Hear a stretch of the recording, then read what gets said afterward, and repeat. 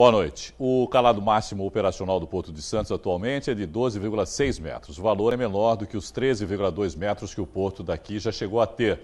Como resultado, as maiores embarcações não conseguem operar em plena capacidade. Para falar mais sobre o assunto, nós recebemos o consultor portuário Maxwell Rodrigues. Maxwell, boa noite, seja bem-vindo mais uma vez. Vamos tentar esclarecer primeiro essa história de calado, você estava até me explicando aqui antes. O calado é do navio e não da entrada do porto. Vamos explicar então para as pessoas o que é o calado. Lineu, inicialmente boa noite, é sempre um prazer estar aqui para que a gente possa discutir os assuntos importantes, a maior joia que nós temos na nossa região, que é o Porto de Santos. Como você mesmo mencionou, muitas vezes as pessoas acabam aí confundindo algumas terminologias, o que é natural, até em virtude aí da rotina que nós temos no nosso dia a dia. Ficou uma linguagem popular, vamos dizer assim, Ficou uma linguagem né? popular, O calado do Porto de Santos. Mas para que a gente possa esclarecer assim, tecnicamente, se assim eu posso me utilizar, o calado, na verdade, é da margem de segurança do navio, é aquela linha de corte que muitas vezes a gente visualiza no navio em relação às cores, né? O navio tem a cor azul e para baixo ele tem aquela cor alaranjada, em certos momentos vermelho. Até o fim propriamente ali do navio. Isso é o calado. O navio ele tem calado. Esse ponto, né, vermelho até o final do navio. Até o final dele é o calado do navio. Do navio, exatamente. Porto, ele tem profundidade. Então, são as duas questões que nós precisamos pontuar. Nós temos que ter a dragagem de profundidade, que é importante para o aumento do calado. São duas questões que estão naturalmente correlacionadas. No meu entendimento, o Porto de Santos precisa perseguir uma profundidade de 17 metros. Esse é o foco. A profundidade, como você colocou, para aumentar o calado dos navios. Ou seja, navios maiores, com maior capacidade, vão ter condições também de entrar porque você aumentou a profundidade. Não tenha dúvida. E muitas vezes a Capitania dos Portos acaba diminuindo este calado dos navios para atracação em virtude da segurança. Então é importante que você tenha a dragagem de aprofundamento para que possa contribuir com esses calados que muitas vezes a gente vem mencionando, como você pontuou agora, que é de 12 metros hoje no Porto de Santos. Aí nesse caso, como você me falou, você trabalha aí com 2 metros de margem de segurança. O calado dos navios hoje não pode ter mais do que 10 metros. Se você for trabalhar por esta margem e fizer um cálculo nesse sentido, é mais ou menos isso. Você tem que ter uma margem de segurança também, porque você tem uma série de sedimentos, ele é um canal, você tem inúmeros outros fatores que contribuem para isso. Então é uma margem de segurança natural que você acaba trabalhando para que você possa aí atracar essas grandes embarcações no Porto de Santos. Agora, como você também colocou, Maxwell, é um canal, quer dizer, na verdade não é toda a largura do canal que tem essa profundidade, é uma coisa... Você tem que fazer delineada, a batimetria, vamos chamar assim. A batimetria, ela contribui para que você tenha estes estudos e aí você saiba qual é a profundidade deste canal e aonde você necessariamente precisa fazer essa dragagem em virtude dos terminais que você tem para receber essas embarcações que você está mencionando. Evidentemente, tem terminais que não recebem aí navios com grandes calados. Eles têm aí no seu DNA ou na sua atividade, no seu core business, outras aplicações que não dependem também de um calado muito grande. Mas nós temos inúmeros terminais no Porto de Santos e principalmente quando a gente fala da questão do container, que traz aí um volume vertiginoso de carga e contribui aí com esta movimentação e principalmente com essa roda econômica que a gente sempre menciona, que dependem de um calado maior para que eles possam operacionalizar e ser cada vez mais competitivos. Eu queria que você repetisse uma coisa que você falou também a respeito do número de contêineres que os navios carregam hoje. Quantos carregavam e quantos carregam hoje, Irineu, eu me utilizei até deste dado, um dado bastante importante, para que o telespectador entenda. Em meados de 2008, nós tínhamos aí navios gerando em torno de 5.000 a 6.000 teus. Que é muito recente, né? Que é muito recente, não é muito distante. 2008 é agora há pouco, né? Impressionante, Irineu, esta tua pontuação, porque a gente percebe aí o avanço que existe muito nesse segmento. E hoje nós temos aí já, mundialmente falando, internacionalmente falando, navios operando com 19.000 teus. Olha a diferença que nós temos. 5.000 para 19.000 é muito grande, né? É muita coisa. Nós estamos falando aí quase o quádruplo de capacidade de transporte e movimentação de carga. Teu é o número, o container, né? O teu de 20 ou de 40. O de 40 representa dois teus e o de 20 ele é um teu. De quem é a responsabilidade da dragagem do porto, Marcos? Hoje essa responsabilidade está vinculada diretamente à CODESP, a Companhia Docas do Estado de São Paulo.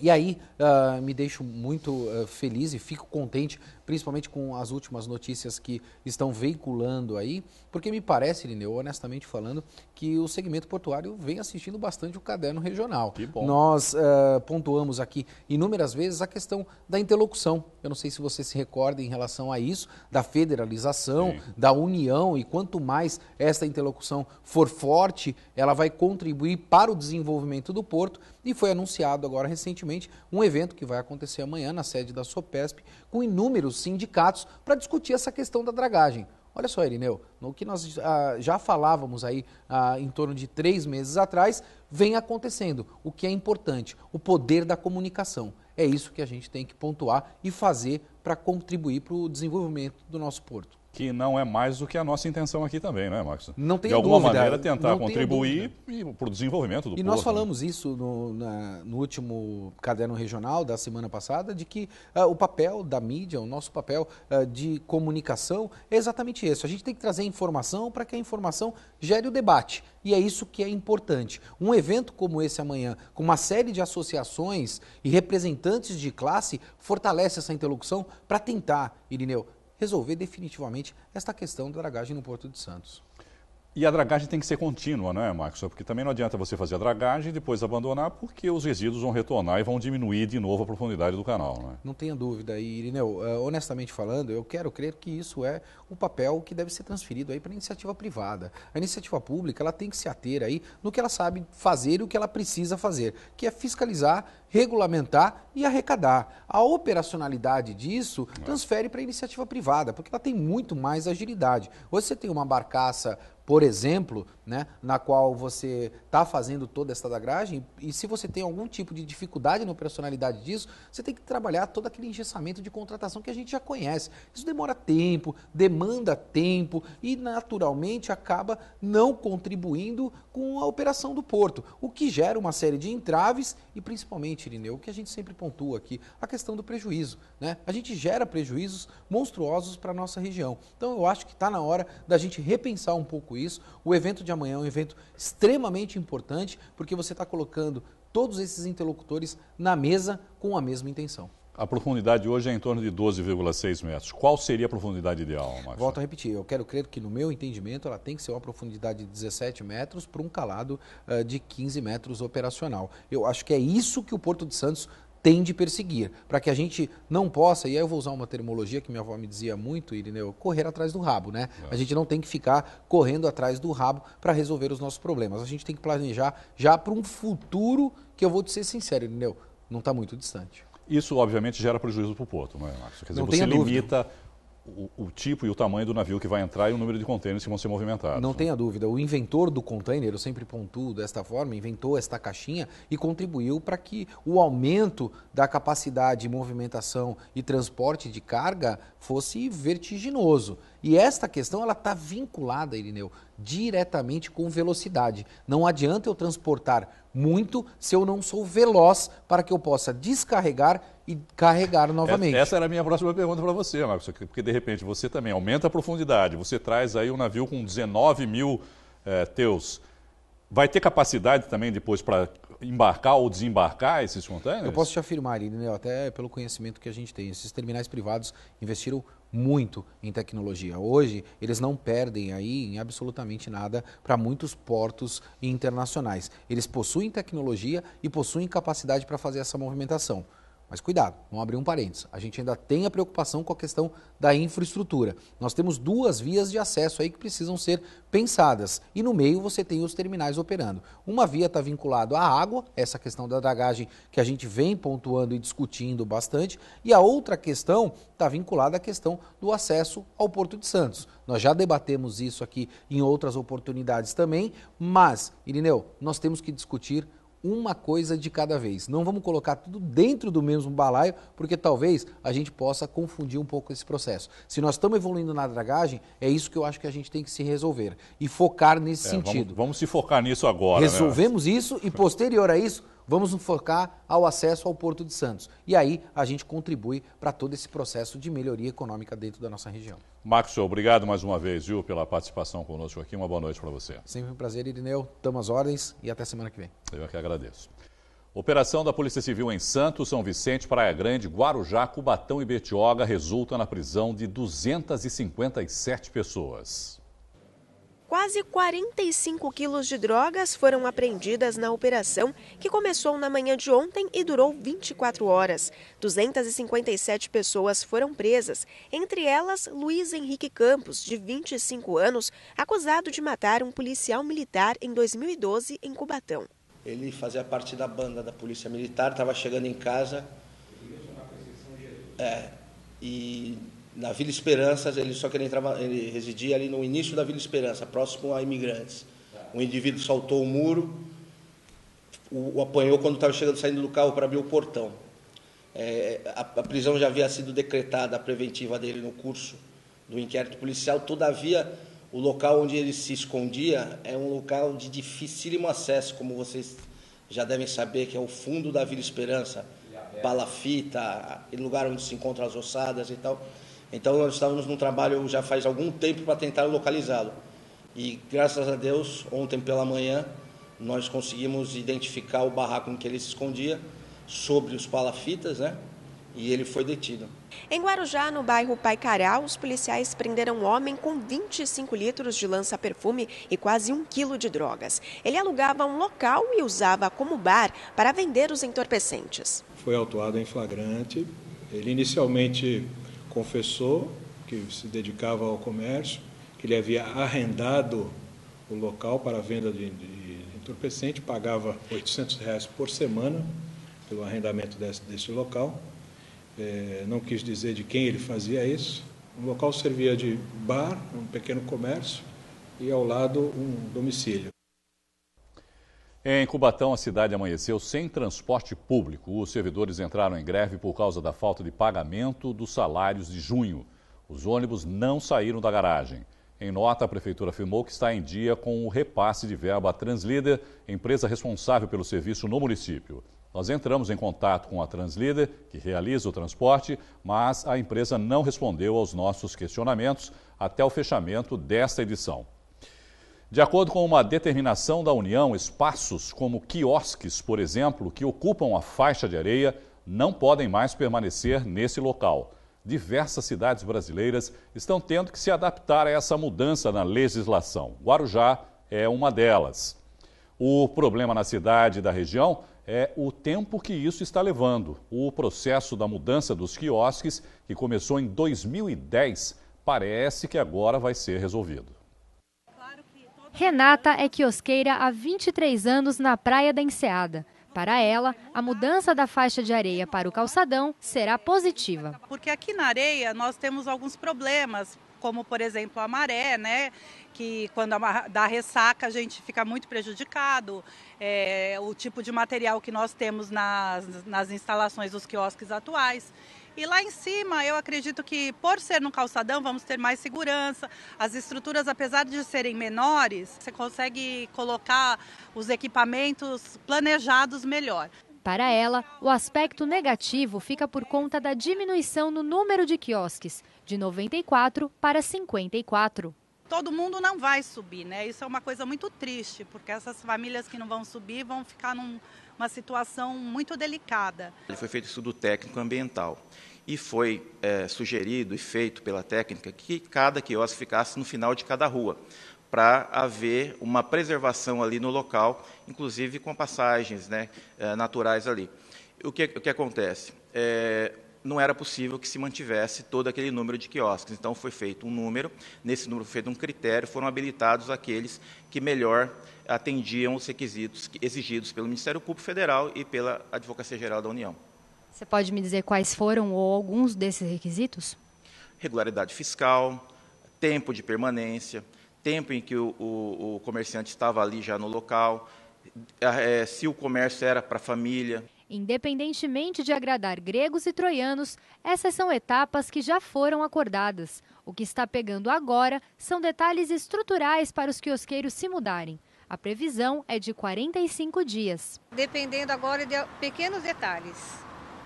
Cobertura, com o vento muito forte, elas levantaram, então agora precisa de um travamento, novas telhas, né, para fazer essa segurança, tanto para os né, para quem passa, para os clientes, quiosqueiros, enfim. E algumas outras coisas que enferrujaram, a gente tem que trocar luminárias. A responsabilidade da conclusão dessas obras é da Associação dos Quiosqueiros, que, conforme acordo firmado em 2010 com a Prefeitura, contratou uma empresa responsável por esse trabalho. O processo atrasou, segundo a representante da associação, porque essa empresa terceirizou mão de obra, além de fatores climáticos como chuva e ressaca. Enquanto o processo não é finalizado, os quiosqueiros seguem trabalhando normalmente na faixa de areia.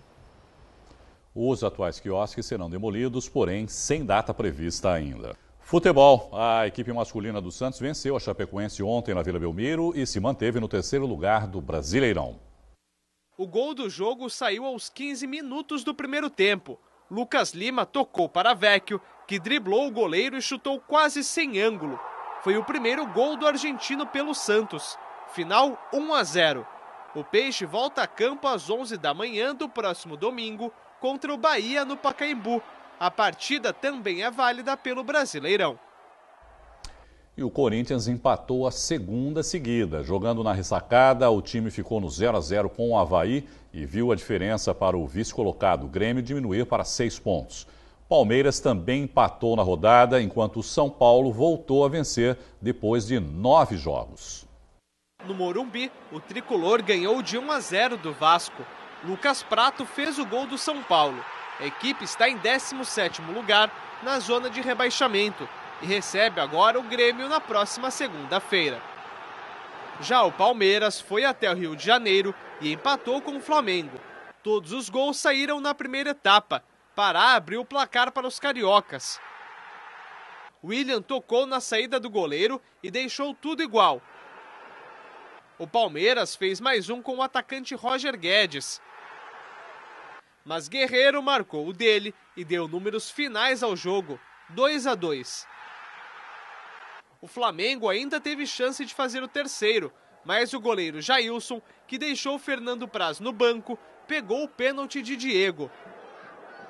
O Palmeiras ocupa provisoriamente o 5º lugar e enfrenta agora o Sport no domingo. Já a Portuguesa Santista não está com a vida fácil na Copa Paulista. Com 2 derrotas e 2 empates, o time está na penúltima colocação do grupo 3. Desde ontem, o técnico Douglinhas não comanda mais a Briosa. O repórter universitário Beni Coquito Filho tem mais informações. O treino hoje aqui em Eurico Mursa foi de portões fechados. Ao meu lado está o diretor de futebol da Portuguesa Santista, Rogério Conde, para falar um pouco mais sobre a situação do clube. Rogério, eu gostaria de saber sobre a parceria. Continua com a empresa Guaratinguetá? A parceria continua, os atletas estão em campo, estão treinando e a gente vai procurar agora só mudar o perfil de treinamento, a forma, imprimir um perfil mais que a gente entende um pouco mais adequado com a tradição da Portuguesa. Na prática, o que muda? Muda que a gente vai dar uma reformulada um pouco na comissão, mas a parceria continua e ela está sendo bem vista pelo clube, apesar de ser sabido das confusões que houveram, tudo, mas a gente não leva em consideração porque a gente sabe que futebol é paixão e às vezes algumas pessoas perdem a compostura e acabam se expressando de forma inadequada. Mas a parceria continua e a gente simplesmente vai imprimir agora uma rotina diferenciada, mais de acordo com a tradição do clube. O técnico Douglinhas não é mais treinador da Portuguesa Santista. Ele não é mais, ele próprio se sentiu um pouco desconfortável pela situação toda, porque infelizmente acho que ele foi convidado pelo parceiro que o indicou, talvez não tão de forma não muito bem preparada, ele acho que não teve tempo de se preparar muito, mas a gente ficou muito feliz com a experiência de ter tido o Douglas aqui na Portuguesa. A Portuguesa vai estar de portas abertas para ele, além de ele ser um cara de muito bom caráter, ele conhece muito de futebol, eu tenho certeza que ele vai ter sucesso num próximo desafio. Novo técnico já está decidido? Já, o novo técnico já está decidido, já foi convidado, aceitou e eu tenho certeza que vai vir para somar e todos aqueles que gostam de futebol e principalmente que gostam da Portuguesa vão ficar muito satisfeitos. Cogita-se Ricardinho ou Marcelo Fernandes. Dá para falar um pouco desse técnico? Dá para dar uma dica para a gente? Eu gostaria que fosse os dois, seria ótimo. Se cada um pudesse ficar 45 minutos, acho que seria maravilhoso. Mas são dois nomes que conquistaram muita coisa pela Portuguesa e que a Portuguesa respeita muito. Nós vamos fazer uma coletiva, a Portuguesa quer, o presidente quer estar presente, tudo, e nós vamos anunciar o novo técnico amanhã de forma oficial, mas todo mundo pode ter certeza que o que está sendo decidido depois de muito planejamento, de pensar, de ponderação e pensando sempre no bem da Portuguesa. Sobre o que aconteceu na última partida da terça-feira, a confusão, dá para você falar um pouquinho mais para a gente o que aconteceu? Eu já tinha comentado anteriormente, infelizmente eu acho que o que aconteceu é reflexo do que a sociedade, de um modo geral, vem passando. É uma falta de civilidade tremenda, uma violência injustificada, e também a Portuguesa passa por um momento como outros clubes do país e até do mundo, essa questão de torcida organizada que não agrega, acha que na pressão da violência, no xingamento, no corpo a corpo resolve alguma coisa. Eu acho que isso vai completamente de encontro com o que a sociedade está querendo agora, que é o diálogo, que é a transparência, que são atitudes planejadas, inteligentes.